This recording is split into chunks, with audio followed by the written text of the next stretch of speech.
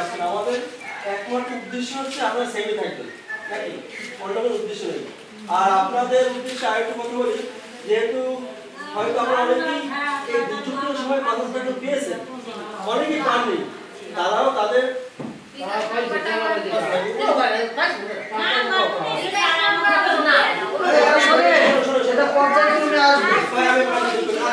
আমি বলি এটা পর্যায়ক্রমে আপনার এই টাকাটা আসবে।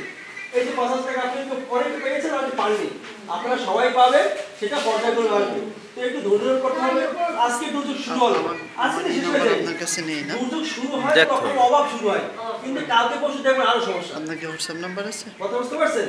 হোয়াটসঅ্যাপ আছে তো, আরো সমস্যা। ও হোয়াটসঅ্যাপ নাই, এই জায়গা সেই জায়গা দুর্যোগ শুরু হয়েছে, ক্ষয়ক্ষতি যখন আপনি বুঝতে পারছেন, গরু মারা গেছে, এই গেছে সেই গেছে, গাছ বাঁধছে, তখন হয়তো আপনার একটা সাপোর্ট আসবে। তো সেগুলো অপেক্ষা করেন। আর অনেকের বিকাশের পিন নাম্বার জানে না, অনেকের বিকাশ আজকে থেকে একবার বিকাশ আমি বলছিলাম বিকাশ কাস্টমার কেয়ারে, তারা বলতে ভাই এই আইডি কার্ড নিয়ে একটা ছবি নিয়ে পটুয়াখালী কাস্টমার কেয়ারে যেতে হবে। এরকম অনেক কেস আছে, কিন্তু তার তো টাকা আসছে, তার হচ্ছে বিকাশের টাকা আসছে।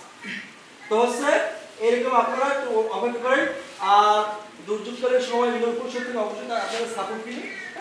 তারা লিস্ট করতেছে, লিস্টে হচ্ছে আগামীকাল হয়তো সকালবেলা আপনাদের সাপোর্ট দিবে।